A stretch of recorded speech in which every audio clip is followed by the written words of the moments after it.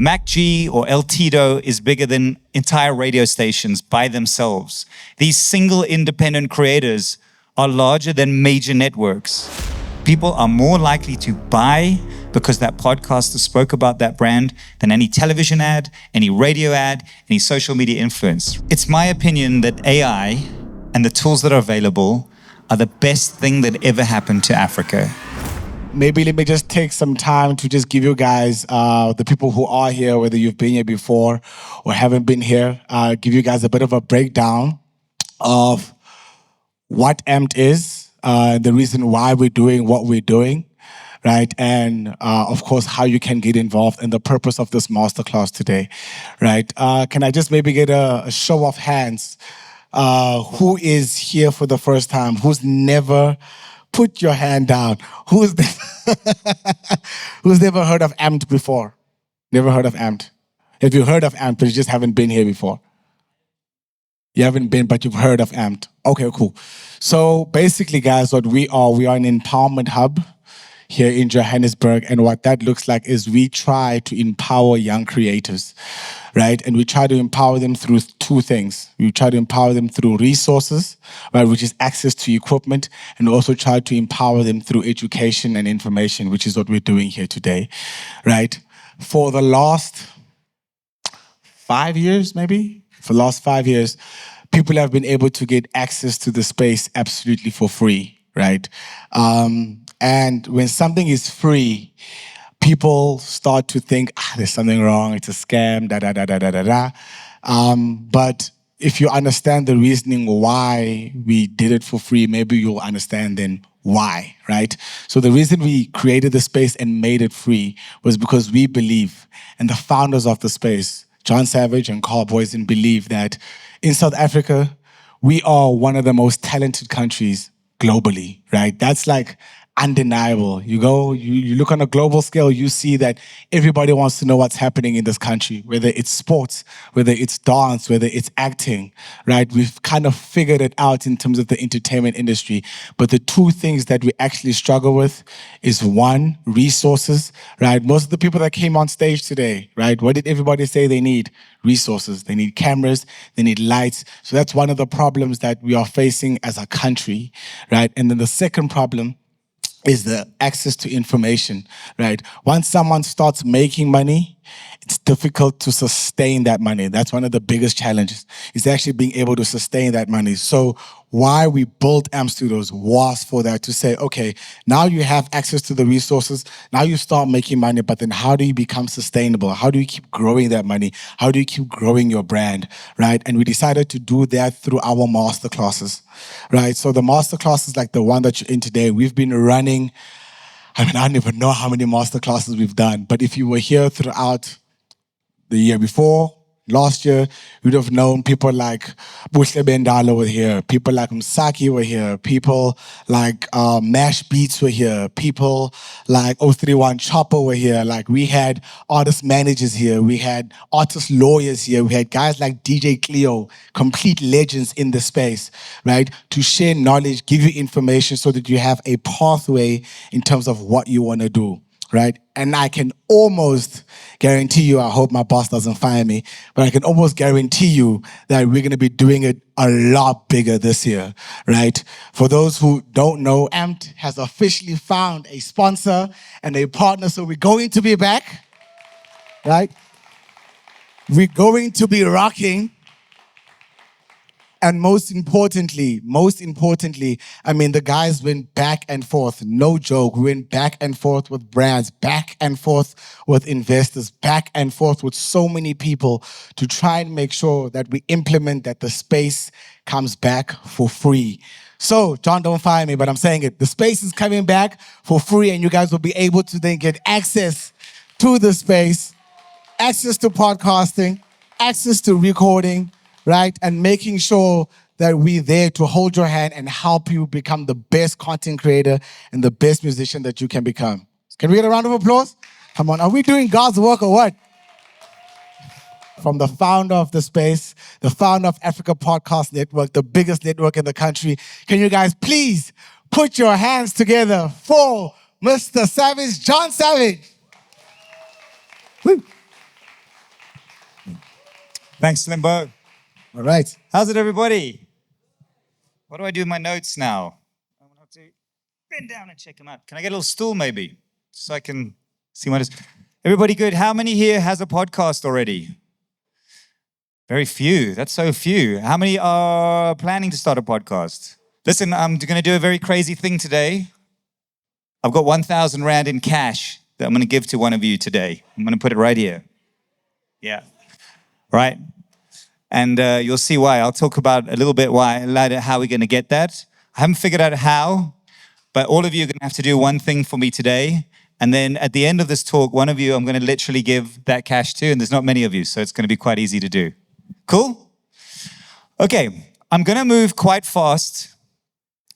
I want to talk about the ecosystem and the opportunity in podcasting. I'm going to lightly tread through how to get your podcast started, but I'm going to really take you into a deep dive into like the professional place in podcasting. Just a little bit about the background. So yes, I run the largest podcasting network on the continent. It's called the Africa Podcast Network. I started working with Mac G from the early days. We represent huge podcasters from Spoo to DJ Fresh, and basically anyone who's in podcasting, Mapaseka. I don't know why, I've got lots of them, but they've all just dropped out my mind. And I've spent a lot of the last sort of 2 years going to global conferences to really learn about the ecosystem, thinking that here in Africa we were like really behind the curve, but learning that we are a very competitive market. It's why we've done this partnership with RSS.com. They're the largest podcasting distributor because they're seeing traction in Africa. They're seeing traction in South Africa. And that's why when we get to distribution, we'll talk about that piece as well. Okay, podcasting. The industry is moving very fast. Podcasting globally, not here, was always seen as an audio-only space. It's not anymore. In the last year, and if you look at indicators, global indicators, meaning an indicator is a signal of how fast the industry is growing in podcasting. Like 3 years ago, when I did a talk, not here, in Cape Town, when I asked people what a podcast was, 50% of the people didn't even know what it was yet. That's 3 years ago. That's how fast this industry is moving. Now we have people making significant money making in podcasts. And if you look in the world, you can see things like Joe Rogan. You know, he's not bigger than CNN. He's 3 times bigger than CNN by himself. That single person. Mac G or El Tito is bigger than entire radio stations by themselves. These single independent creators are larger than major networks. It's why television is struggling, streaming platforms are struggling, where YouTube, we love Africa in YouTube. We love YouTube in Africa. We've been in YouTube for the longest time. The whole world's only kind of figuring out YouTube now, and this ecosystem is moving into a space that is both audio and video. Now, it's really important as we go through this that you recognize that audio is very, very critical to the ecosystem. You've got a podcast, did you say? Are you on audio as well? Only on YouTube? Yes. And are you a video as well?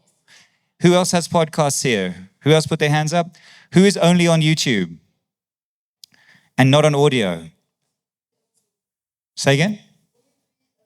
But are you on audio as well or just video? Okay, you need to be on both. There's a whole secret ecosystem happening in audio. There's money on the table there. And brands who are largely sort of still old school coming into podcasting from audio, they are reallocating their radio budgets to the space. So if you don't have an audio podcast, you've got a problem. You're missing out on a lot of revenue opportunities there. So back to the ecosystem that we're looking at. This needs to be on presenter mode. Slideshow. Okay, from start. So podcasting is no longer just an audio file, it's both. And another huge trend globally, we were looking at like American politics, how Donald Trump used podcasting to win the election, and he went up against his opponent who spent $1 billion on her marketing campaign versus a podcasting strategy. These are the indicators of the power of what is happening in this podcasting space. Locally, you'll notice last year for the first time, Gates and McKenzie was out there suing podcasters. Now that's not good, right? But it is showing the importance of this space. It is showing that this underdog, decentralized, independent creative space is being taken seriously by powerful people. And that's why, like, the fact that you're here and the reason that you're here, the timing couldn't be better. You're in the right place, you're at the right time to be in a market that is flourishing, where there is money to be made. And it's still, particularly in Africa, it's still a bit fledgling here. There's still opportunities. What other industries are there? If you want to be a hip hop star, you go out there, you've got 50 million hip hop stars to walk into.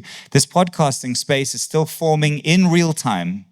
And it's why we at APN, we are aggressively building this space, because it's like being on the moon. The big businesses are not there. The record labels are not there. It is an opportunity to build now.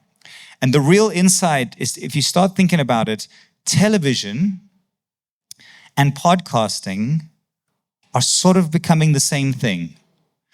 Television shows are struggling because budgets are diminishing and viewership is diminishing. Youth market, that's you guys, youth market less and less engaged with traditional media, more and more engaging with TikTok, YouTube, podcasting, and all of that space. And brands who are desperate to talk to the youth are not finding them on the radio airwaves and the TV airwaves anymore. So they're having to look here. YouTube, one of the huge biggest stats that keeps coming up more and more and more, that people are choosing YouTube over television more and more around the world. YouTube or Netflix, what are we going to watch tonight? Yeah, so you're going to choose YouTube, right? So what does that mean? It means, where are we with podcasting right now? It's no longer the space, unfortunately, where you can talk to your mate in your bedroom. That space is oversaturated and already killed. A year ago, you could have done that. 2 years ago, everyone was doing that. That space is dead. The professionalism of this space is growing. Look at El Tito. He's not in his bedroom, right? Look how professional his content looks. He's competing with. Your competition are not other creators, it's with what's on television. That's what you're competing with. So that's, and I'm saying television, but the audio component is very, very critical, and I'll get to that as well. Television stations and television stars are now moving into this space as well. The other thing is that in a global survey done podcasters worldwide, podcast audiences with 5 million people, they made a list of the top 10 things people wanted to hear about in a podcast. And hearing from their favorite celebrity was number 10 on that list. It's done. Like MacG owns that space, right? Everyone trying to get, why? He is the best at one vertical. There's another 1,000 verticals. And that's why getting innovative, this is the space. If you've got an innovative spirit, if you want to push boundaries and break new boundaries, podcasting is the space. And understanding that when you come up with a show, okay, this is my analogy. If you had an opportunity right now to go to pitch your show to the commissioning editor at Netflix, right?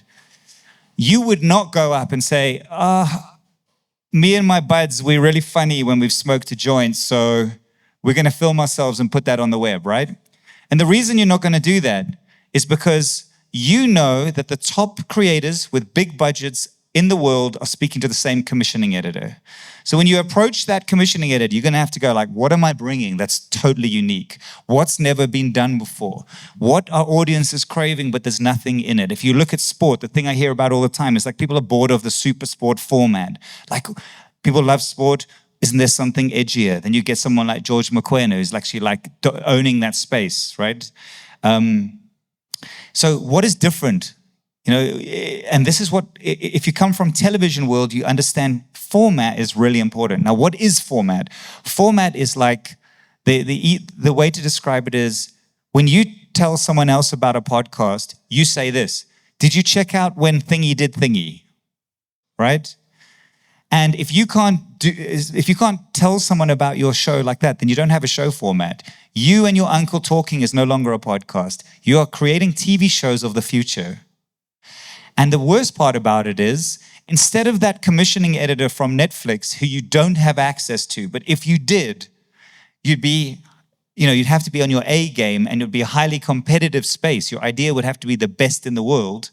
You have no immediate gatekeeper, meaning you can get your podcast out today, but your gatekeeper are the millions of people who are watching, and they are way worse than that commissioning editor. They are harder to please, and they've got access to everything. So that means your headspace, getting into this space, has got to be next level. You're building a media empire. You're building TV shows. Having said that, I'm not talking about budgets and lighting and couches and stuff. A cool idea is a cool idea. You can do it with your mates. If it's really original and really fresh, the quality of it is important, but it's not of such import that you can't do it. I'm not asking you to now create a super sports set. And it's also why AMPT is here. AMPT's whole purpose here is to facilitate that people can come in and create something of high quality value without having to worry about the sets and the lights and the stuff. But you need a fucking good concept, and you need to execute it better than anyone, right? So it's no longer the lazy man's medium and women. You have to come in here, see what's on Netflix, see what's on YouTube, and say, I'm going to make something cooler and better that's never been done. Now, that's just the starting point, right? That's your headspace to get started. So it's a primary channel for building revenue. This business, it is one of the few decentralized spaces still available, where you own the platform. You don't own YouTube, and this is why audio is important. YouTube is dominating right now, but they might not dominate in 5 years' time. Someone else might come on. So the idea that you are on all the platforms, Apple, Spotify, YouTube, any new platforms that come up, you need to be on all of them all the time so that you own your audience. You're driving people back to you being the brand, you being the show. And what you'll find is, and we'll get to it later, like the better you do, you'll have traditional media who are desperate to reach your audiences, tapping you on the shoulder saying, can I pay you money to do some of your show on my channel? Now, you can do that deal, but you've always got to remember that your channel, they better pay you a premium because they are taking viewers away from your channel, and that somehow what you're doing there is going to lead back to you, because this creates your independence for life. Is everyone following?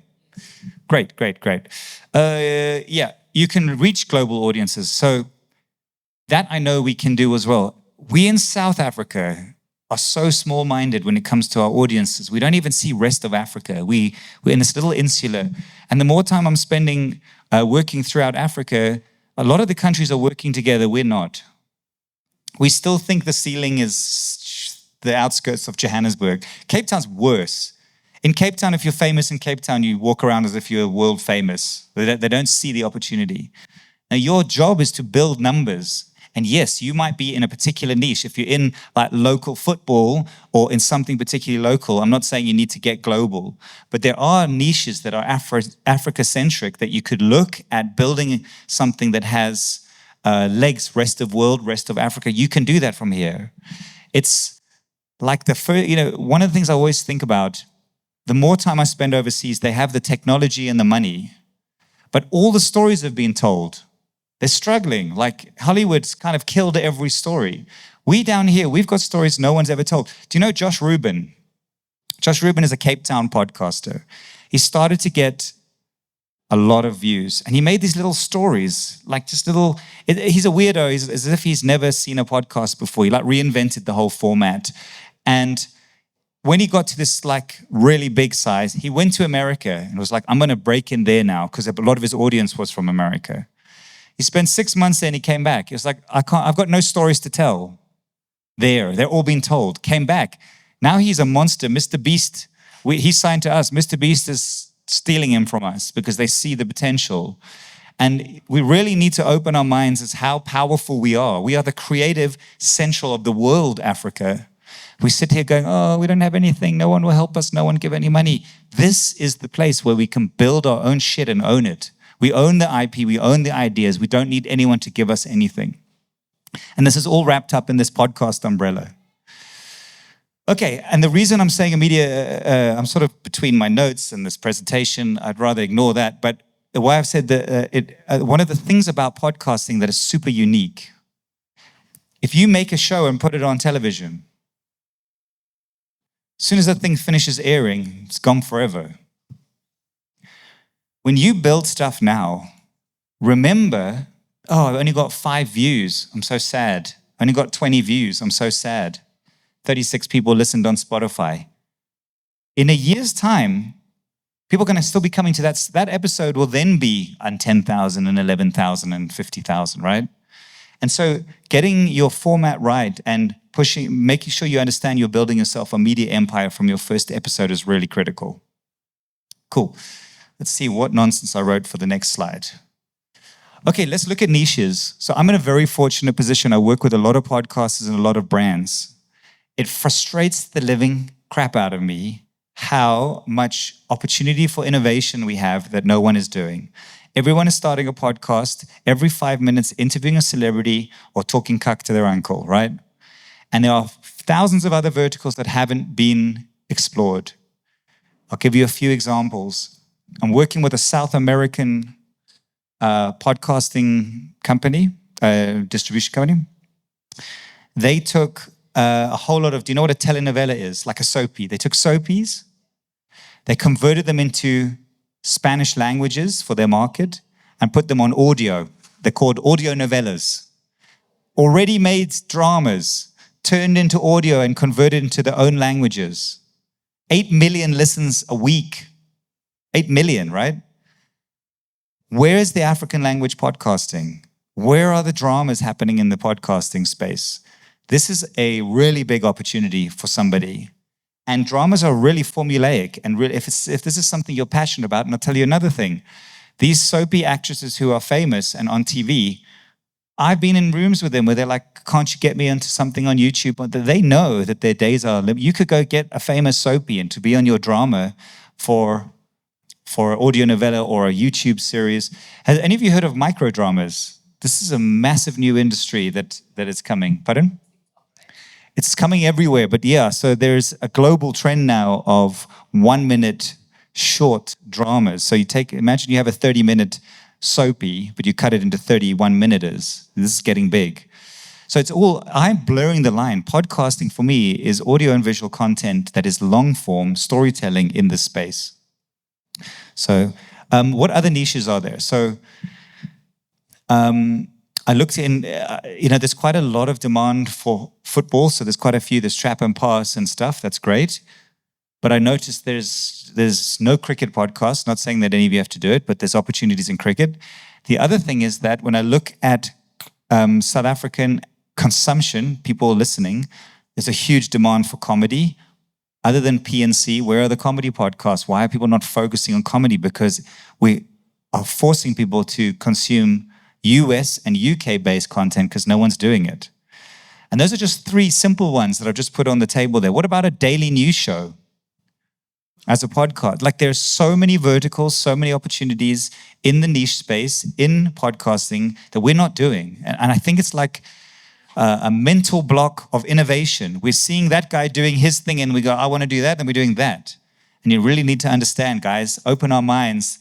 We are the last bastion of undiscovered territory. This is a gold mine waiting to be mined. And if we don't mine it, guess what? Prime Media is sitting over there, DSTV is sitting over there. As soon as they spot that gold, they will mine it, right? So it should rather be you. I don't suggest going too deep into defining your listener, but it is important if you want to have a commercial podcast. There is what I have found, it's been quite tragic to watch, and I've been a part of it. Yes, be edgy, be groundbreaking, but there is a fine line when you become commercially not viable. And I found there are quite a few, I don't want to mention names. One of them I'm burning to mention, but it will just get me into trouble. We all know who this guy is. Who is, there are podcasters or YouTubers who they see that as soon as they hit a particularly controversial topic, their views go through the roof. And they chase those views and they go, if I do more of that stuff, then I'm going to get bigger, I'm going to get more followers. This is really damaging, not only to the industry, and I'll talk about that as well, that's damaging to their careers. So finding a commercial vertical is extremely important, to find something that, and brands are conservative. They don't mind being edgy and cool, but there's a few things they do mind. Like, I will tell you, I was working with Mac G on the day that he decided to get the camera woman, to get a prostitute to give him a blowjob on air. And yes, that shot the lights out, but that was the end of all commercial arrangements for the next like 6 months to a year, right? And it's a fine line to figure it out. They don't like religion very much. And we used to work very closely with a podcast that has become religious, and the brands don't want to touch that anymore. And politics. And I'm not trying to dissuade any of you. Like, politics is a really good game to be in. I'm working with SMWX, with Cizwe, and he's keeping a very neutral tone. He's politically neutral, and he's shooting the lights out. Like, that is one of the fastest growing. He's bigger than Joe Rogan at the moment in terms of his listeners. His viewership is incredible. But being your authentic self, really knowing what you are standing for, and being aware of the commercial viability that you're building a brand, right? Not just chasing the numbers. Brand safety, what you've got to remember is the reality of where we are. We live in a place called South Africa. The brand partners are conservative. They are desperate to work with you, but they are terrified to work with you. It's particularly because they think, if you're loose cannon, what if you say this thing? What if you do this thing? Guys like El Tito, who I really think is the smartest podcaster there is crafted this brand safe place, premium space. And he's done it in a vertical that's already saturated by bringing his unique edge to it, his unique look and feel to it, and being absolutely sure that he wants to be a product, not just like an influencer. A very interesting thing I did in a presentation recently that shows the power of El Tito. I compared his Instagram with Metro FM's Instagram. Now, he has considerably less followers. I think he's on 300K. And Metro has, I think, 1 million, right? 1.5 million. Then we looked at the actual posts, and I saw that on the Metro side was getting 50 shares, 20 shares, 3 likes, 10 comments. And when I looked on El Tito's Instagram, it was 10,000 shares, 3,000 comments. This guy's building himself as a trusted brand. He's focused on engagement, and he knows his audience. He knows his audience, and he's speaking to his audience. And it's important. It's sometimes hard to figure, I've got this thing. My idea is really cool. Know your audience and really worship that audience while you build it. Cool. Consistent. I'll do this stuff quickly because I think the money part's probably more fun, right? Consistency. The ground rules, which you don't need me for, just look on YouTube. There's plenty of people. Consistency is key. This means, and where most podcasters fail is they have such a big idea, it's not sustainable because you're not going to make lots of money up front. You're going to be seeing your ass for the first 6 months, right? So that's your investment time. And if your audience isn't growing fast enough and you're spending too much money on your really big show, you're going to lose momentum and run out of money. So your show format has to fit in your pocket. You have to come up with a really cool idea that you know you can do consistently over and over and over. I have a theory that I always say, think about your 100th episode. What does it look like? What are you going to do on your 100th episode, and work towards it? Because if you can't do that, it means your subject isn't right, your format isn't repeatable enough, and you aren't thinking long term. Even these podcasters who have 1 million followers on Instagram and you wish you had them, they struggle in this space. Long form is the new gold standard, right? Let me give you an insight to the business of podcasting. It has the highest conversion rate of any media. Now, let me explain what that means. If you are a brand, what are you trying to do? You're trying to sell your product. Now, by putting an ad in front of you, does that sell your product? No, it performs a piece of it. That's called reach.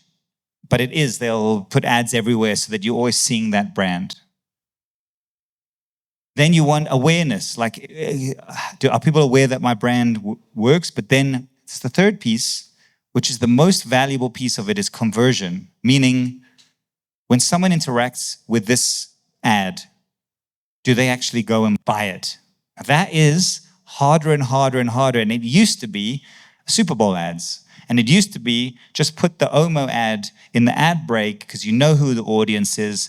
It's it's Seven Delan or whatever the hell the show is. You know who that audience is, and you're putting that right ad in there, and they're tracking conversions at that time. When a podcaster, this is not an influencer. This doesn't work when the influencer term, like going on social media and saying, buy this product, that has worked less and less and less. There's no authority in influencer marketing. The authority is in the long form format. And podcasters who talk about brands in their own language has the highest conversion rate of any media. In fact, people are more likely to buy because that podcaster spoke about that brand than any television ad, any radio ad, any social media influence, right? So your job is to build yourself as an authority in the long form space. The purpose of social media, of YouTube video and on Shorts and Instagram and TikTok, is to bring awareness to your show concept and to bring them into the long form funnel. The money is in the long form funnel. Not, influencer money is good. Podcasting money is great. That's where you want to be. And build long-term value. Okay, cool. Let's move on, shall we? I'm going to tell you a short history lesson, very short, about what a podcast is. So back in the early 2000s, there was a MTV DJ called Adam Curry, who I just met in Dallas. He's a real rock star. When he walks in the podcasting halls, it's like really nerdy. He's like the podcasting guru. He did the first ever podcast. And him and this other guy, they were working on a piece of technology that is called, does anyone know what it's called? Oh, it's on the screen. Okay, so I fucked that up. RSS.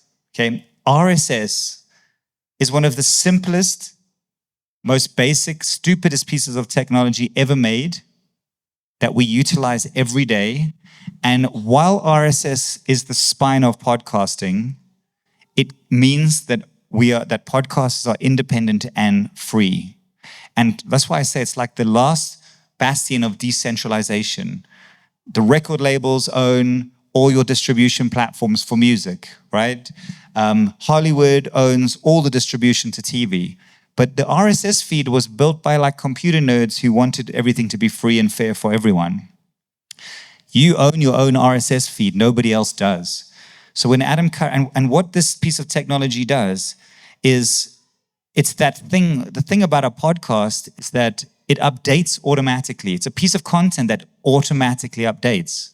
So when you're on your podcasting app, when you upload your latest episode, it immediately shows everywhere in the world, right?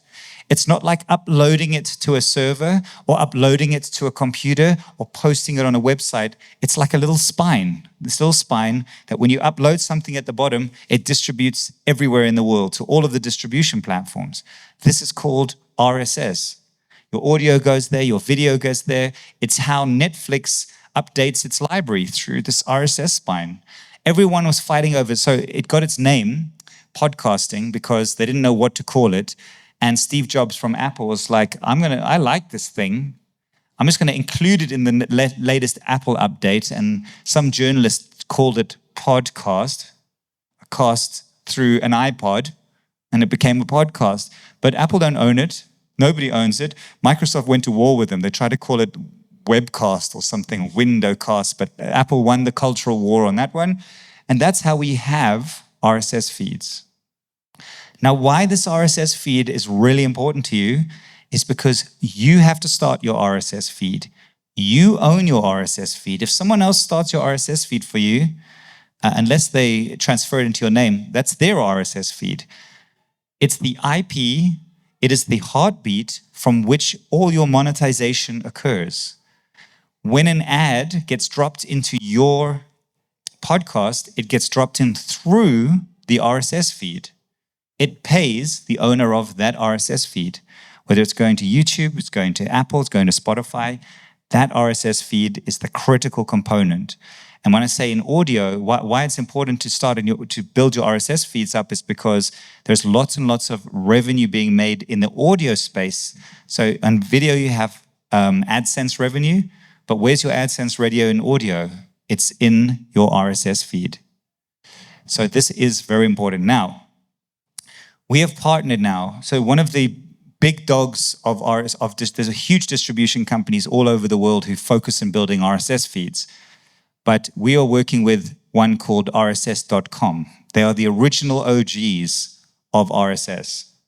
And we are like very much, they are building and they're very focused on South Africa.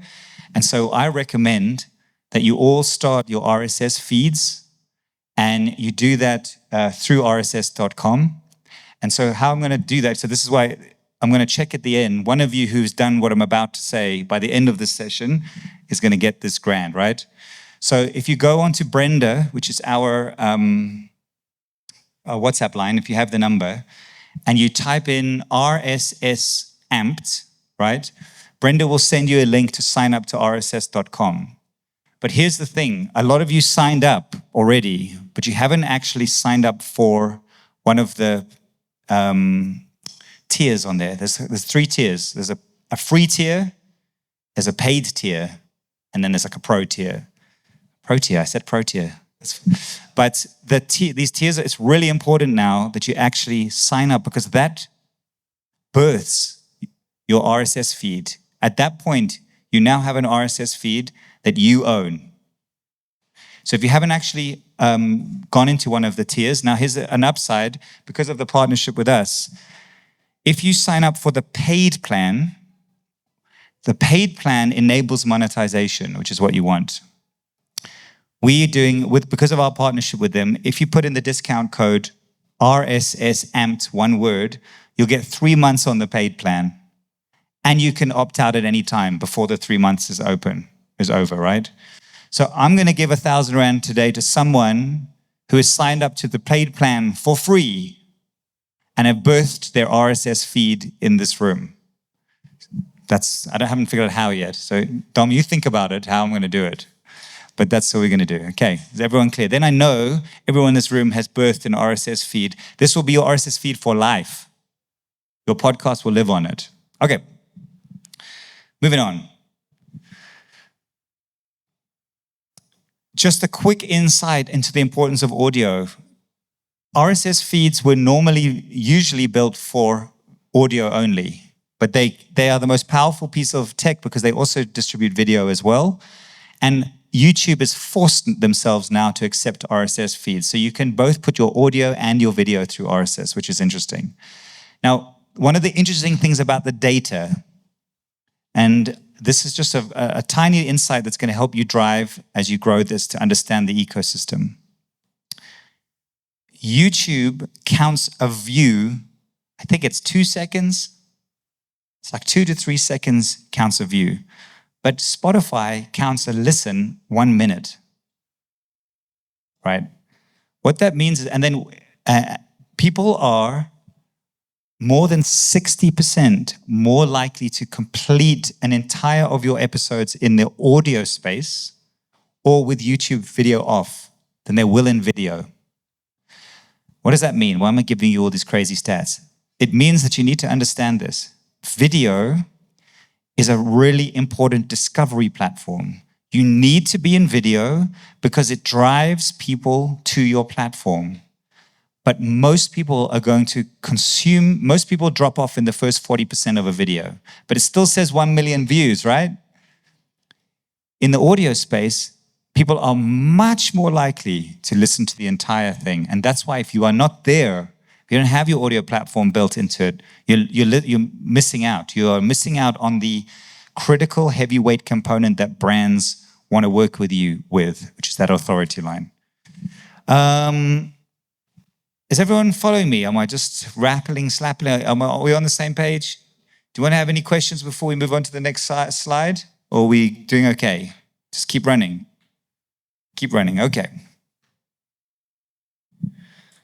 Okay, so this is exactly what I was just explaining to you now about you build an entire ecosystem from your podcast, right? You have audio, which is your long form. It's your RSS feed. That's your heartbeat. Now, RSS feeds do not go themselves into TikTok. The TikTok, the Instagrams, the social media, that is fodder to drive people into your channel. And this is one of the problems. These are owned platforms. The problems that social media influencers happen is that they are building their their product on somebody else's platform, on TikTok. That's why, to me, you use the platforms as a trailer to drive them to you want them in your RSS feed because you own that audience. You're building capital over time. You're building a business. You're investing in the feed that becomes your future business. And as soon as you understand this ecosystem, that your short clips are driving, the purpose of them is not just to get attention and build your TikTok, build your social, to drive people into your long form. Long form is like I said, highest attention metric, biggest conversion rate of any media. You're building your careers out of that RSS link. Everybody understand that? Amazing. Okay, let's get to the money part, right? I'm going to talk about the different ways to make money in podcasting. I think I've got my slides the wrong way around. And then I'm going to come back to how you can do it right now. There's a few short tricks to get there. Now, here's the first thing to really deeply understand. A lot of people think you can go to a brand and pitch them your podcast idea and they're going to care. They don't care, right? And some people come to me at APN and say they pitch me their podcast. I don't care. I mean, I do, but I don't. I do, but I don't. Okay? And why am I saying that? It's because what is it that you're actually building? Someone tell me. A product based around you, yes, but what is the biggest value of your product? Yes, audiences. You are building audiences.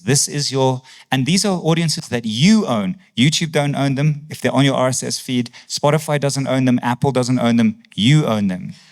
And what are brands looking to do? They're looking to partner with people who have audiences that are aligned with their values.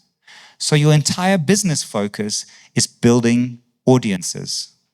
And that's why if you go to like I said to you, if you think, a lot of people make this mistake, you think you're going to go to an investor or a brand or a network and offer them I've seen a really big opportunity for this market. This is going to be the best podcast ever. I've got access to this. It has no value until it has an audience. So you got to knuckle down. This is a real life lesson in investing in yourself, because the tools needed to create a podcast are all very low. And again, I've got that book that I put out on the WhatsApp line if anybody has it. All the tools are there. To put the production part of this is really low cost. And Amt is here to assist with that, right? You're building an audience. It's one person at a time. It's a snowball. The one annoying thing about podcasting that is different from TikTok and Instagram, you can't boost a podcast.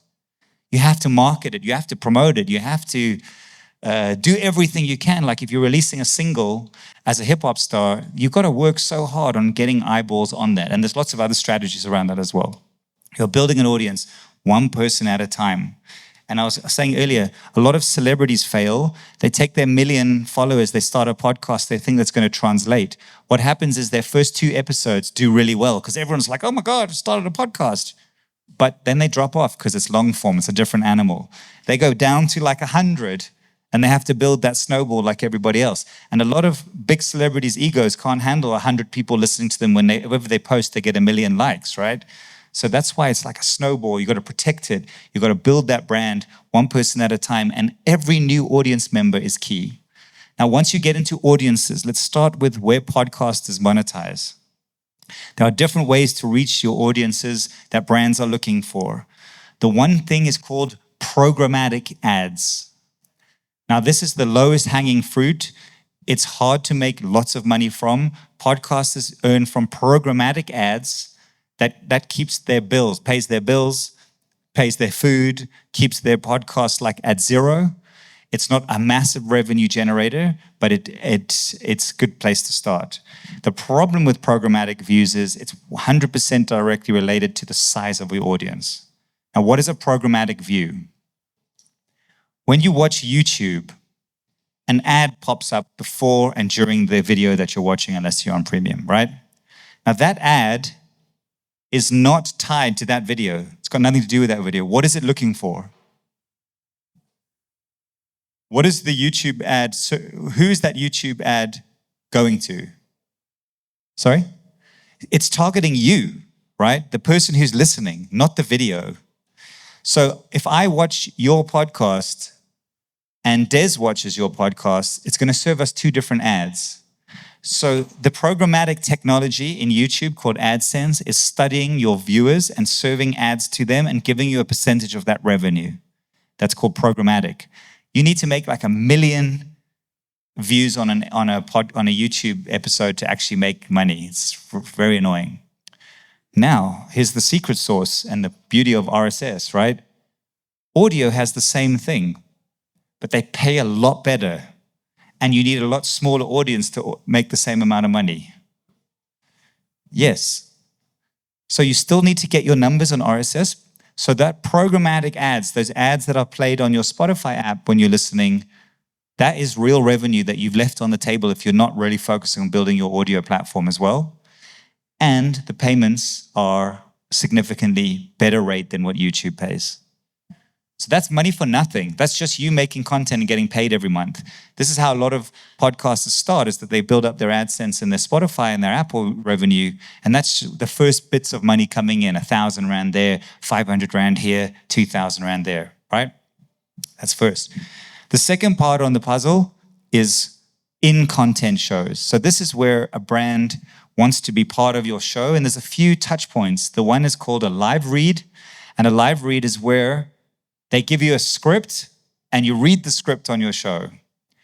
Now, this is problematic in some cases because as a podcaster and a YouTuber, your entire life is built around your audiences, right? You want to make sure you never lose your audience. You look at your analytics and you say, my last episode, everyone dropped off at the 12-minute mark. What was I doing at the 12-minute mark? Oh, I was telling a boring story, or I was telling you something. So now you start going, okay, stop doing that. Do more of the things that build. So you're constantly focusing on your audience. As soon as you do a live read in the voice of the brand on your podcast, you're starting to turn your audience off. You can lose your audience. So it's very hard to do live reads, but it is something that brands will pay lots of money for. So you have to entertain the idea, is it right for your show and what you're doing? Further down the line, you have something called a power spot. Now, these are much better. And a power spot is where you talk about a brand in your own words. So they give you some things, and then you integrate it into your show. And this is much better because the argument is, I know my audience better than you do, so let me communicate in my own way to this audience. That way you can keep it organic. You can do a little comedy sketch. You can find an interesting way to bring it in as part of the conversation. And this is, the big bucks are in doing these things as well. I mean, this is where, in our world, brands are paying big money for that. Again, it's still focused on audiences, right? There's a lot of other revenue streams in there. You can do a full show takeover. There's live events that are becoming a big thing now. We've just done a national partnership with Ster-Kinekor to turn one cinema in each city into a live podcasting venue. We tested it with Tato Rampedi and it was freaking amazing. So now, and also, I don't know why no one has approached AMP to do live podcasts from here. It's a perfect venue to do something. Live audiences, more engagement. So there's lots of different revenue streams there as well. Those are the basics for main podcast revenue. The other ones are YouTube has a subscription possibility where you can charge for people to subscribe. That's called the freemium model. In other words, you put most of your content on YouTube and then you say, hey, I've got a secret interview with Nasty C, exclusive, but it's happening behind the subscription wall. You drive people behind the subs wall. We have found South Africans hate subscriptions, so it's very hard to convert. We just don't have a culture to drive subs. The other one is Patreon. Patreon is a global platform where people can donate to you because they just want to support you. It works really well in the rest of the world. It doesn't work here. We're having some conversations with Patreon to see if we can do some stuff together, but there are other ways to support you. But you might make a little bit of money from each of these things.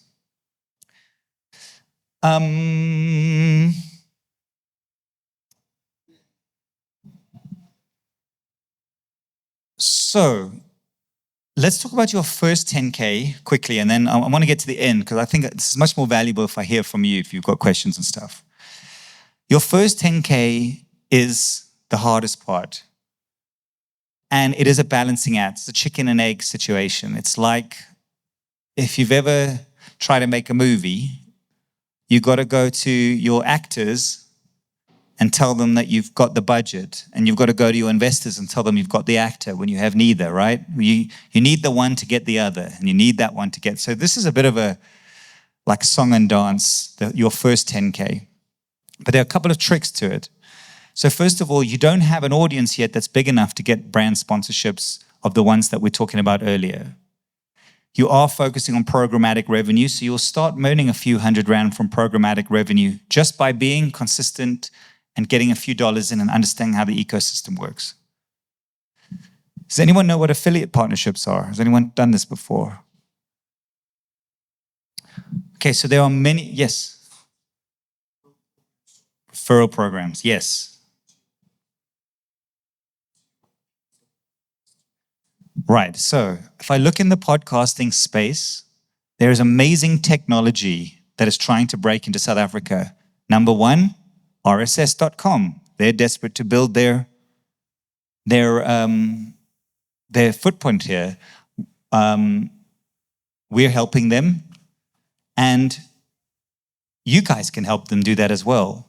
PodSqueeze. There's an amazing company called PodSqueeze. It takes your podcast episode, transcripts, comes up with titles for it, comes up with descriptions for it all automatically. Super cool. There is, what's the one called? Autopod. There's a video editing software, AI-driven software that cuts video for you. There's Opus Clip that cuts shorts for you, right? There are lots and lots of these cool tech companies. And if you actually go onto their websites, I'm using podcasting tech stuff because that's my niche, they all have something called an affiliate link. You have to look for them. A lot of brands have affiliate links, usually like smaller brands who are looking for referrals. Now, an affiliate link is they give you a special code that when you promote that code, if somebody else signs up, you get paid forever. So they have different deals. Some of them you can earn monthly, some of them you can earn once off. So if you know, like I'm talking podcasting, but all of the different tech companies, you might be starting an entrepreneurship show.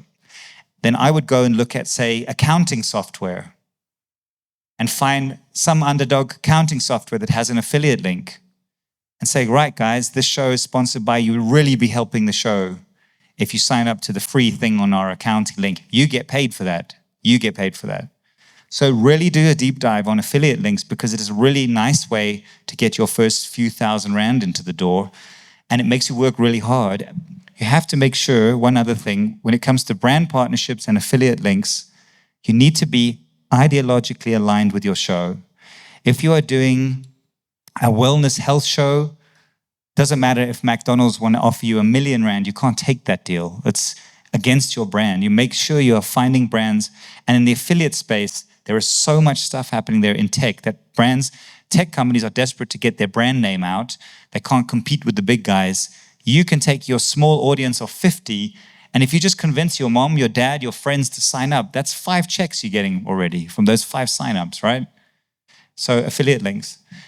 And then finally, the other thing, and this is a bit of like a tip that you can try on, is that especially if you need help financing your first 10 grand, like trying to get, you need some money just to get things started so that you can really double down on it. Get creative. Because yes, we know Wimpy and we know McDonald's and we know all the big brands. There are thousands of small brands who are struggling. And you can go and email them directly with a very compelling email that says, like, I'm doing this amazing podcast. I think this is going to be groundbreaking. I've just started it.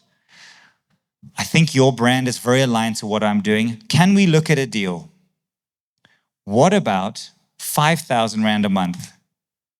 I'm going to do 4 episodes a month. I'm going to promote your product, and you come with me. I'll take 2 grand of that and spend it on marketing, so it's only 3 grand for me. And I just want to work with, and as I grow, you grow, and I will really be loyal to your brand. And when I get to 100,000 subs, this is going to really make a lot of sense to both of us. Some people might say no. Somebody say, I want to do that. I did that with one of my first podcasts with a whiskey brand, right? And it was $5,000 a month, and they paid it for like 6 months. And in this, if it's the right brand, you could 10 grand's even not a lot for a marketing budget. It's nothing. They'd probably spend that a week on Facebook marketing. So to give them something innovative, and they're all looking at this podcasting space and are trying to figure out how to get in. Understand that what brands struggle with is creating social relevance in the world without talking about themselves. So they're good at going on to Instagram and saying, these sneakers are on special. But they can't talk about culture. They can't talk about football. They can't talk about wellness. They don't know how. You can be a vehicle for them to do that. So that's another little trick there. And okay, so we've spoken about brand partnerships and converting listeners, and I've spoken about thinking in terms of 100 episodes, not 10. So that's my introduction for today. I want to move on to the Q&A, but just last thing from me, I'm really excited that you guys are here. This is our first masterclass of the year. It's a very secret one, testing one. We're launching them big time from the end of the month. Please sign up to rss.com, not only for us, but for you. I'm telling you, we endorse, this is the OG of the space, and there's investment in yourself. Now, Dom, how am I going to give this? How do I work out how to give it? Who's signed up to the paid version of RSS while they've been here?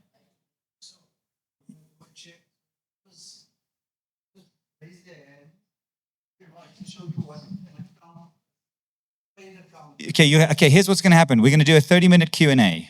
At the end of the Q&A, Dominic's going to assess you guys. If you've signed up to that version, remember it's totally free. You can. The password for the paid version is RSS amped, and it's free as well. So there's that as well. Dominic will be the judge. Ziggy, do I take a break or do we just hit the Q&A? Hit the Q&A. Okay, so guys, if you have a question, please go and stand where Des is and ask the question. Awesome. Also tell me your name when you do it.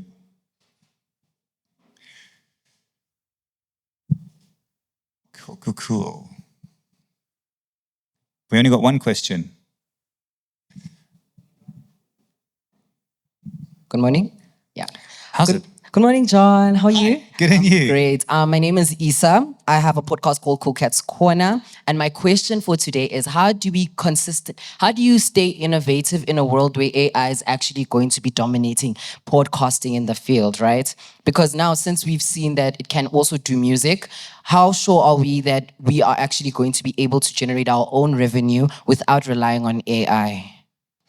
Thank you for that amazing question. I can do another hour on just this topic. So let me reframe. Give you in a different headspace. It's my opinion that AI and the tools that are available are the best thing that ever happened to Africa. Because until now, we have always been on the short end of the stick of innovation of technology and financing and podcasting and content creation in Hollywood. We're out the loop. This is the first time that the playing field is level. In other words, Hollywood is struggling because you, in this room right now, can compete with a Hollywood movie. You've got access to the same AI tools that they have. So my answer to you is, you should be deeply looking at AI tools to upgrade, upskill, build up efficiencies, or add to your podcast in a way that you are competing globally, because that's what they're doing. The people if you're not playing that game, then you're going to lose out. But there is nothing like, if you see what you can do with video tools in AI now and audio tools in AI, everyone has access to them. So all you need to be is fresh and innovative, find a way to incorporate it into your show or in a way, and you can build on that. And I'll tell you, if you go deeper in that tool, if you become really nerdy in building your empire, like we are using AI to build apps in our business to make things run better. For example, the most important thing at Amped is our community. We have 15,000 people. So we've now built this app that you're all talking to, using AI to build unity in our community, but also to drive revenue to our community and build our community up. And that's because we looked at AI as a tool to assist with what we're doing. So don't be scared of it. Dig deep, because the deeper you are in AI, the further you are ahead than the next guy, the more you're understanding what's coming down the river, what the future looks like. And you are building a podcast for the future, not for yesterday. And it's the people who don't do that who are going to get left behind. Does that help? Is that a helpful answer? Cool. Awesome.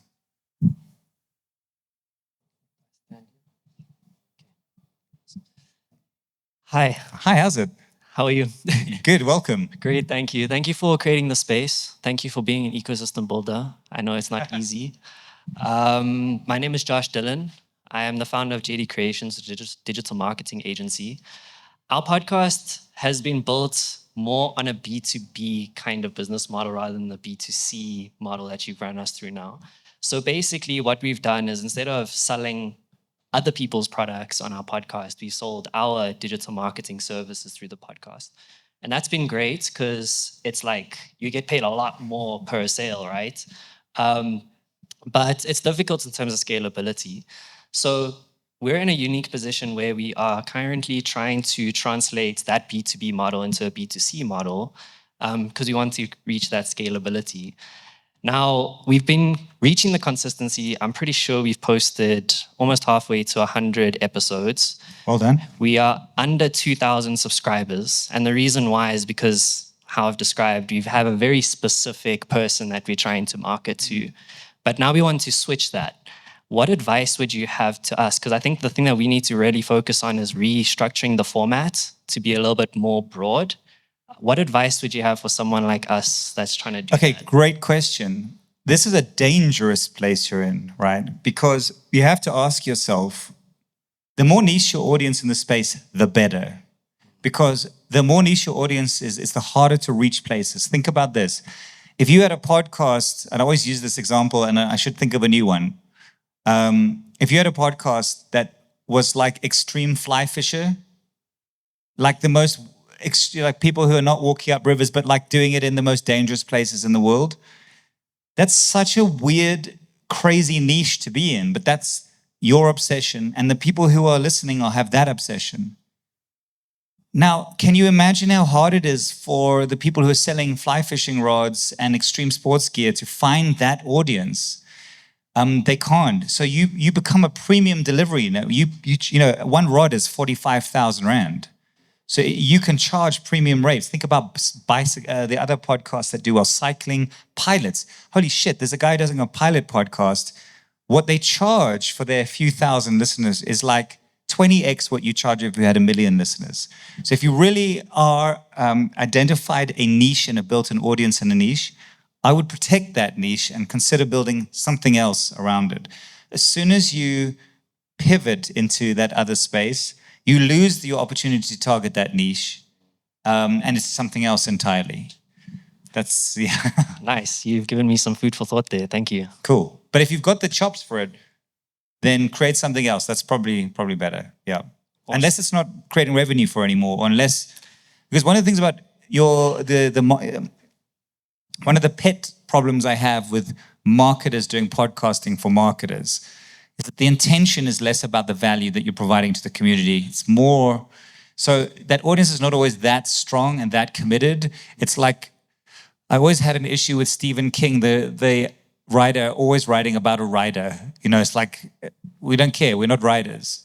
So if your audience isn't strong, and that's actually what you're saying, is that my niche audience isn't really as strong as I want, I would double down and focus on what is this niche audience, what will provide value to them, what content can I give that will exponentially build value, and build your niche up to 4,000, but you make sure there's a diehard 4,000 that you can create revenue around.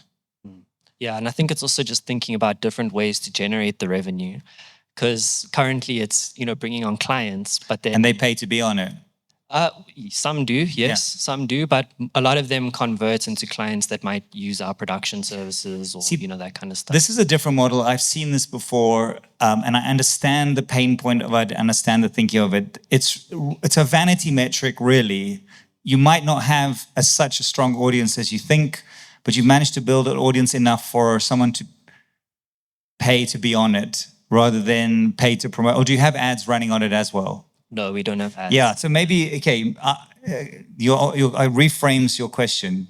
You might want to rethink your B2B strategy, or maybe you do want to pivot. Maybe that isn't a sustainable model, actually. And you might have to figure out who are you speaking to, if it's B2C, and what high value can you bring them, because it's quite a competitive space as well that you're playing in. Awesome. Yeah, Cool. I hope that helps. I told you both things, so I confused myself. No worries. Good day. How's it? Good. So what I wanted to ask is, I felt like you didn't really go in deep into that sponsorship thing. I did or I didn't? You didn't. So I would really maybe it's from my standpoint of view, but I would really like to know what is the best approach to approach sponsors, especially you spoke about that song and dance situation. So I would really like more information as to, let's say your podcast is not doing so well, but you really do need cash injection to get sponsors in terms of venues, because you lose cameras once in a while, you lose this, and you are trying to stay consistent, but the cash injection in terms of the sponsorship is not really. Okay. Yeah. I got the question. I hope you guys, this money's getting cold, guys, so I hope you're working over there. Okay, I heard two different things there. The first thing is, what does a brand want? Now, this is something, it's a great question. It's very hard to know unless you've worn a brand's hat. And I've spent many times in that room. So this is where a brand is sitting. This is their current outward state when you approach them. They want to know that, first of all, terror. Terror that you are someone who might say something on Twitter that's going to cause stress. Like, more than anything else, risk reputation is the number one fear. So that's a nice insight to start with, right? Number two, this is all they care about. Who is listening to your show, right? Yes, number, but is it maybe it's largely female, and maybe it's 18 to 20, or maybe it's 18 to 30, maybe it's 25 to 40. They might be all in Gauteng, or they might be all in one particular region, right? And understanding your audience, and how you have that by looking at your analytics. This is the only thing they care about, because put on my brand hat. I am Coca-Cola, right? I want to sell Coca-Cola. Now, here's what happens. I've just come out of a meeting.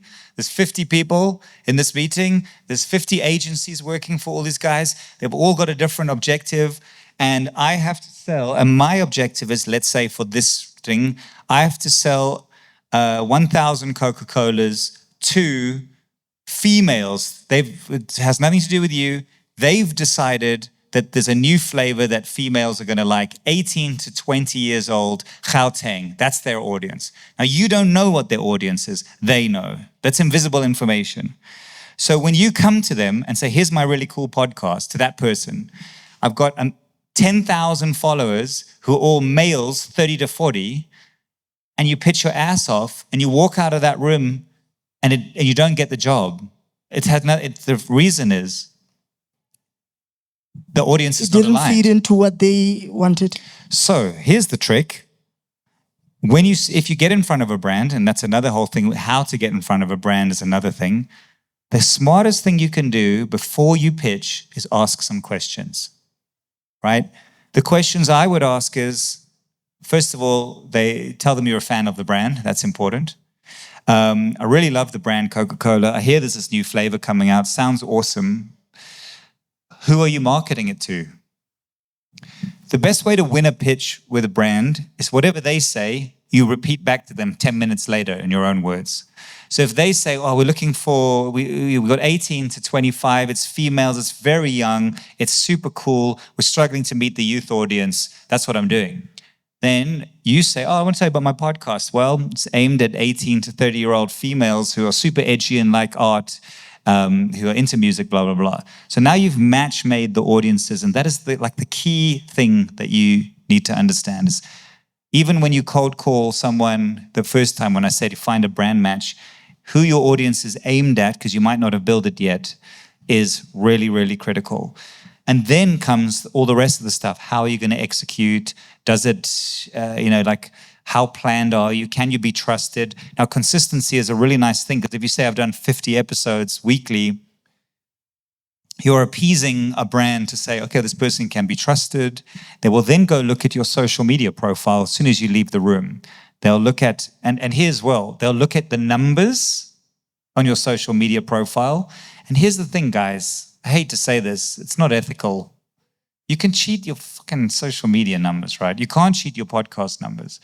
You can get a following up to 1,000, 1,500 with a lot of work and a little bit of boosting. It's really easy, right? So you realize that when you walk out of that room, they're going to check you out on social media. Now, are you running out with your dick in your hand in your social media and going to parties? As soon as they see that, you're out. But they see you well-dressed, that you're interested in your audience, that you're talking about your vertical on your social medias. So now this has been your interaction. You've sent a really strong cold email to a brand. You've come into the room and you've explained to them that you understand your audience and their audiences, that you're aligned. You have a costing in mind. And if you're new, like I'm assuming you haven't got the numbers for a main sponsorship, and you're saying to the brand, look, I'm willing to do this at 10 grand a month. I do 4 episodes, so that's 2.5 grand. And I'm going to spend half of that on marketing. We're co-investing in this. We both can win. I'm after the same audience that you're after. I'm in it for the long. I'm at 40 episodes, and this is what I'm planning for the next 40 episodes. Now you have a chance in hell at that brand saying to you, okay, this is interesting. If I can give you 8, So does that help more? Yeah, that really does help. Thank you. And then the other thing, guys, I'm not saying anyone else is guilty of this. Never send a message to a celebrity or a brand that just says hi. I don't know why you guys do it. It's so dumb. I don't ever look at it. You have to understand another thing. Busy businessmen and women, they're freaking busy. Their WhatsApp, they've got 100 messages on the WhatsApp they haven't looked at yet, and their email box is at 1,000. Now, there's this term called pattern interrupter. Use ChatGPT to learn what a pattern interrupter is. A pattern interrupter is when you speak to someone of high profile, how do you break through the mud to get hold of them, right? It's like a hook in TikTok, right? You have to break the pattern. If you say, hello, my name's Isaac, I've got a nice podcast, I'd really like to get a meeting with you. You're at the bottom of the pile. I'm busy and I'm actually meeting El Tito at 2:00, right? So your pattern interrupter is to say,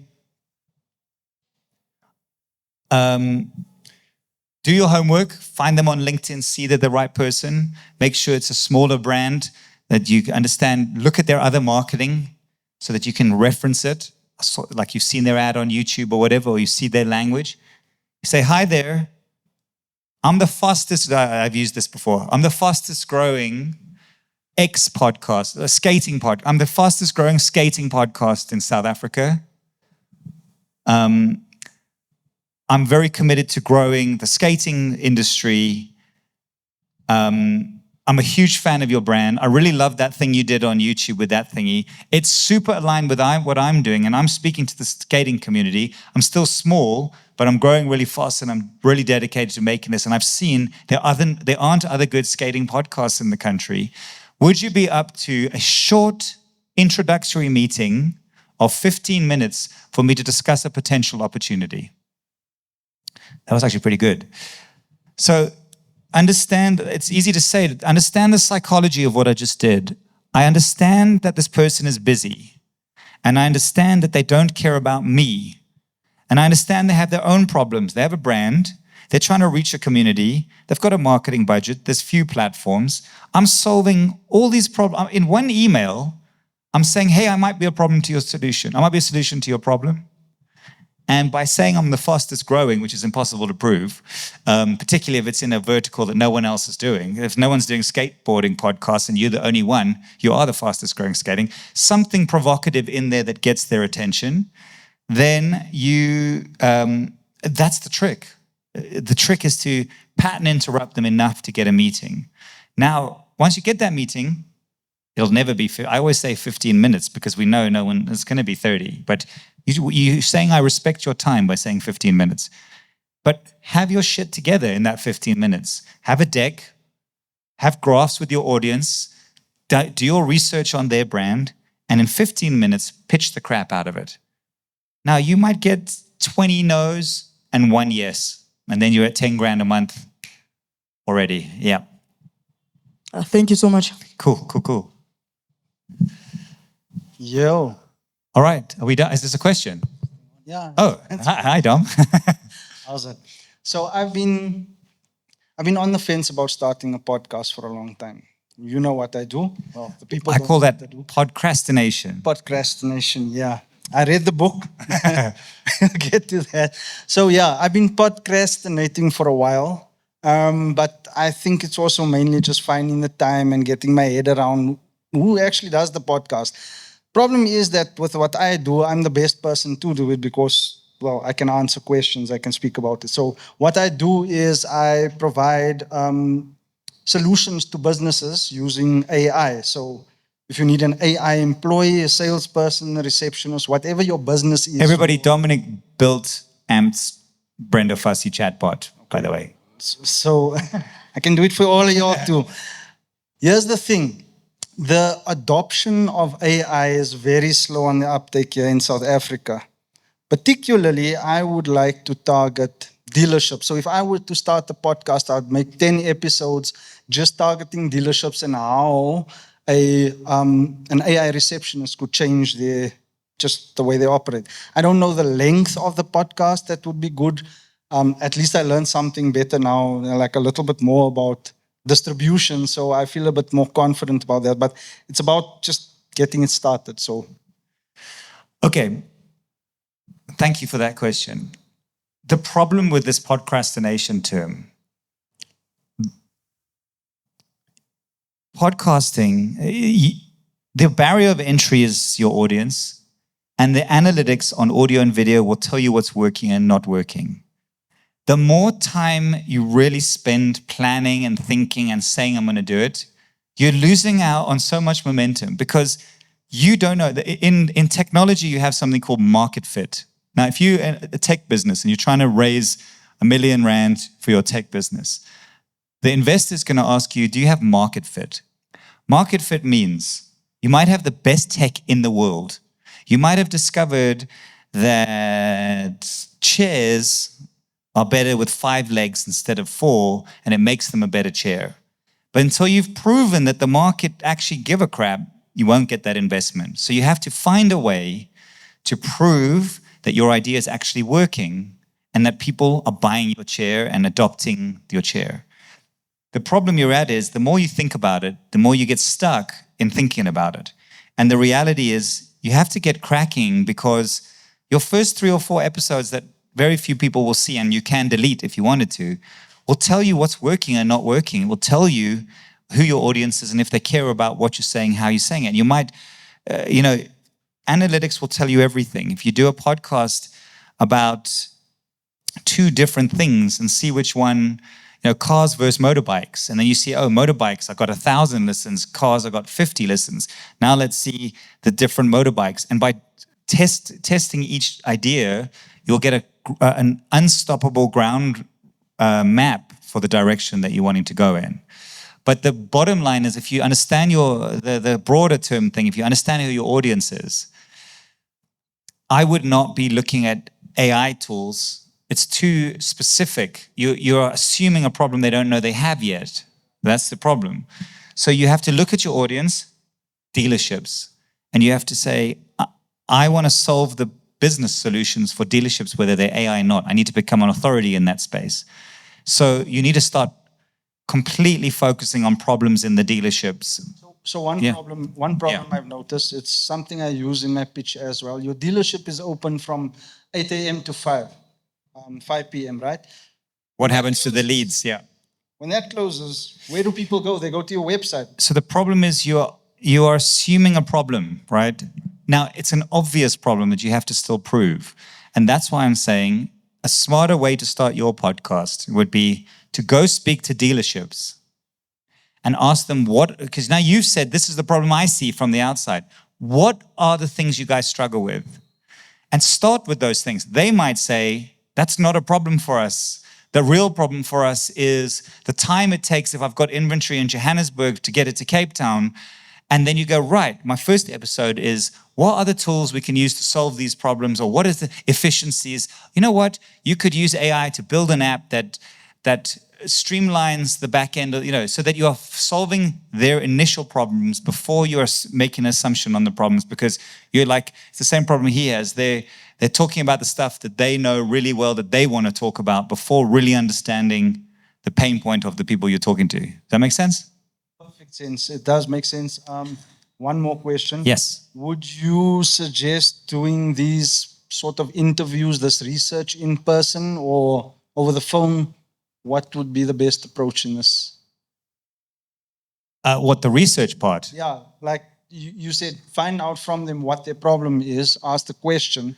So should I just use social media to ask that question? You could just go to a dealership, speak to the manager for 10 minutes to get a starting point. Then you could stress test it with episodes or a little media campaign or something. But yeah, again, there's a million ways to approach.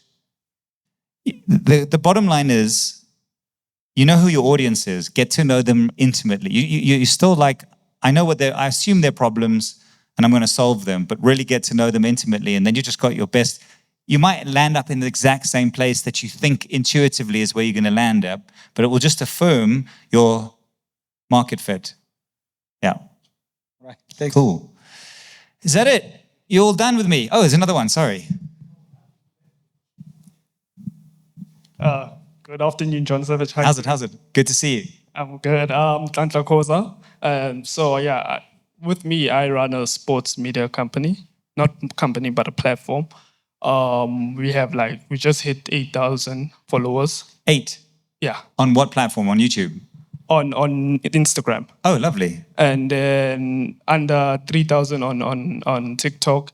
And yeah, we're just getting started with YouTube. We have under 100 subscribers. So my initial module was to grow audience, right? Using these platforms, and then then go on to doing things like, podcasting, and then actually converting into a business. So I just wanted to ask, based on the fact that like my platform is already being at 8,000 and stuff like that, what's the best approach to transition into podcasts? This is just my opinion because I'm in this world. Your YouTube, Apple audience your audiences there are your real audiences. Your social media are not your real audiences. They count, they're important. But they don't translate as easily as you might think. It's why people spend more time in social, and TikTok. It's much easier to build a TikTok channel on a whim. The TikTok algorithm rewards whims, but hard to monetize, hard to get that authority out. So you end up basically supporting TikTok. Whereas when it's in the long form space, in the audio and video, that audience belongs to you, and it's harder to build. And I would just say the simple answer is use those two platforms you have already, the 8,000 and 3,000, but you've got to aggressively drive people into your YouTube long form channel. You've got to figure out how your content converts into that space. What does it look like? What does it look like?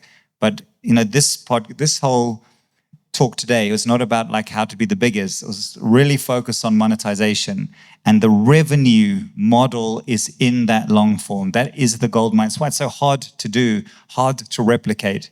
But you just got to knuckle down and build it, and it's hard. Okay. Yeah. Okay, yeah, that answered my question. Thank you. Cool. Thank you.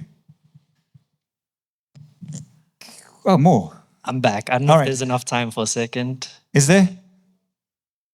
Who's the boss? 5 minutes. Okay, great. All right, so the first question that I had was, you have been abroad. What you said, the first question? Well, How many are there now? first for the second segment. Yeah. So with this question, I wanted to find out, you've been abroad, you've gotten a bit of a context of what the global landscape looks like. From your perspective, is there an appetite abroad for local content? massively, but we still haven't made our good local content yet.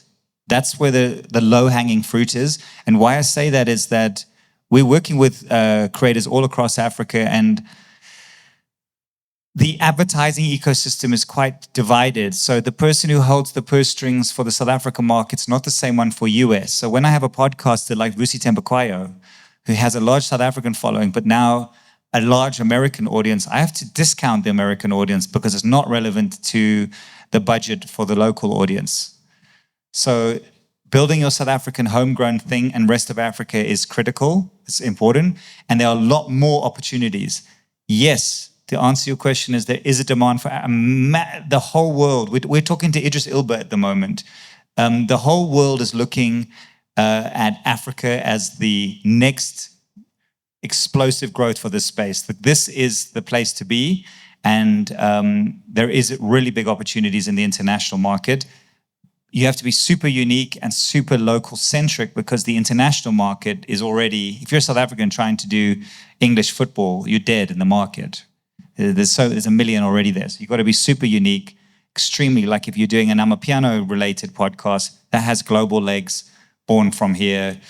But yes, there is an appetite. Okay. Long answer to short question. Awesome. And then I had another question just around the content format. How long do you need to test the format to know if it's working or not? You're always testing forever, and that's the beauty of YouTube and Apple and Spotify. The RSS feed, all of your analytics are baked into that puppy, and you should be checking it every single week, and you'll always be tweaking. It'll tell you very much when it isn't working, and it'll give you clues as to what works, so you'll always be improving as you go. And the more you follow the lines in those analytic curves, the more guaranteed you are to be on the right path. Awesome. Cool. Thank you. We're done.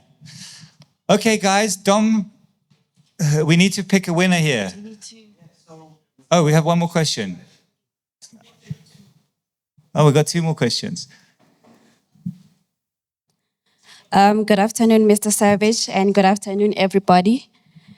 My name is Omatla Liboa, and I'm an upcoming podcaster. So I wanted to ask, is it better for us to mix like niches, or do you have to pick a niche and stick to it? The question is what? Is it better to stick in a niche or to change niches?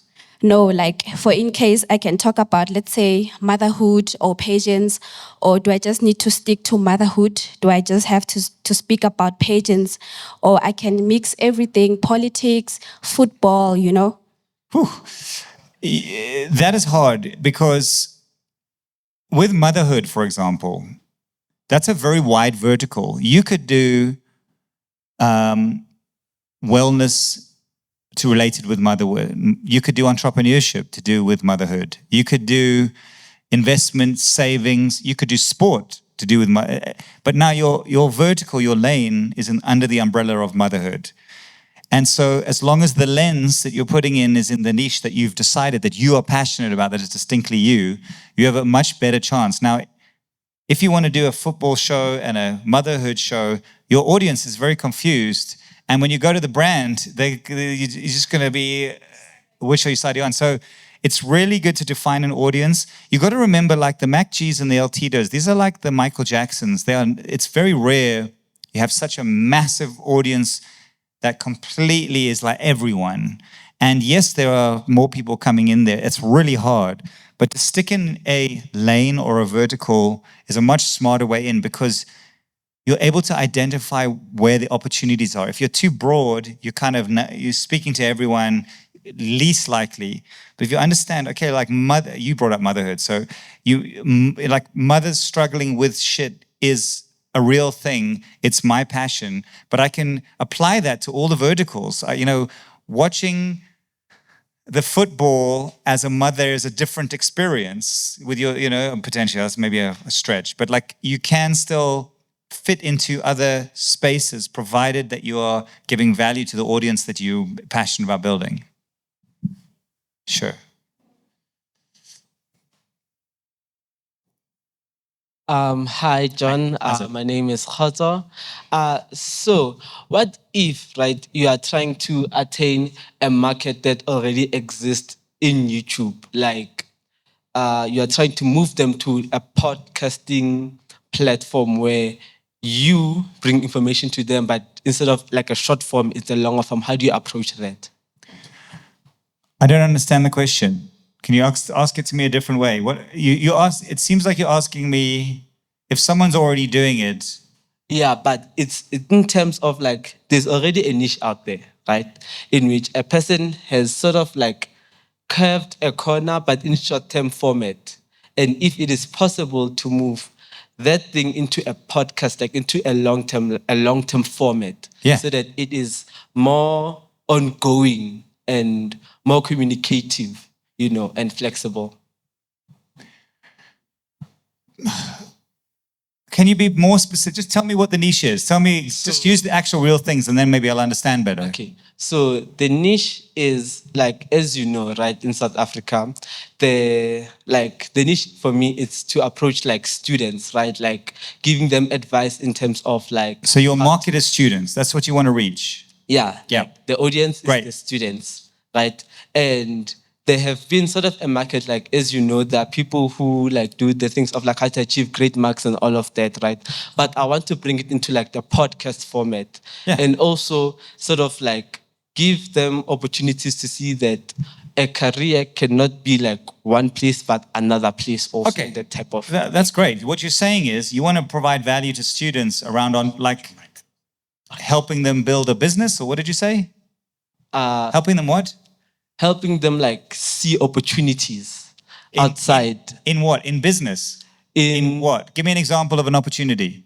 Well, as you know, right, the job market is lacking. So business, that's what I'm saying. So you want to help students identify opportunities in the business, in the job space, and employment space. Yes. Bro, brands will throw money at that idea if you can pull that off. That's a great idea. It's a great niche. I don't know anyone else who's doing that. I know that all of our brands that we're working with are desperate to speak to students. I would say if you're asking, should you do that? I'm like, hell yeah, there's a big market there for you. Okay, then. Thank you. Cool, guys. Thank you so much. Okay, so here's what happens now, right? I need to give this away to someone. If anyone who actually signed up to RSS during this thing, go and show it to Dominic. And then Dominic will randomly just decide he likes one of you and you'll get the money.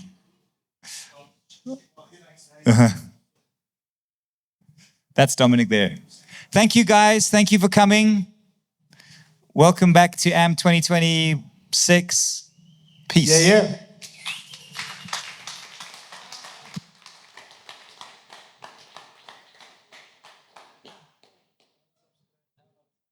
Can I get 1,000? Thanks. All right, guys, one more round of applause for John Savage. Yeah. Guys, I just want to say thank you guys for taking the time to come through. Well done to whoever wins that 1,000 Rand. Don't forget, I put you guys on. I was here entertaining you guys. If there's something you want to split or feed a young, starving African black man, I'm right here. Jokes. But more than anything, guys, thank you for taking the time to be here.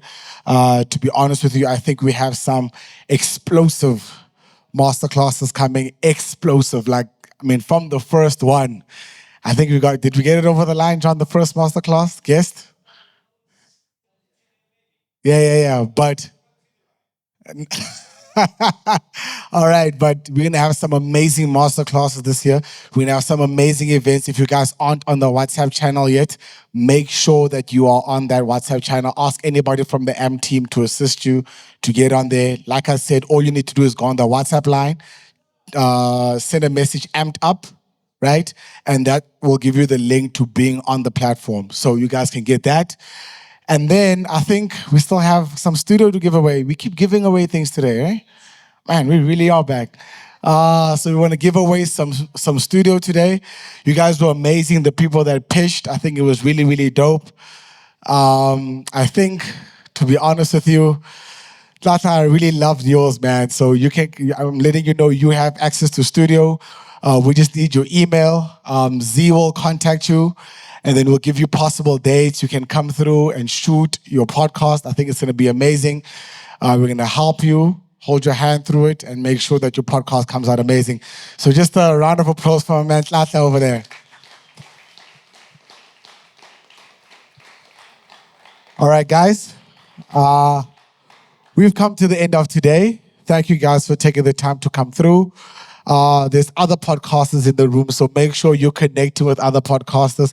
I hope you guys learned a lot, right? And we'll be here next week, right? So thank you guys for coming through and network with each other, have some fun, and get some coffee. It's not free, but it's really good. All right, guys. Thank you. Cheers.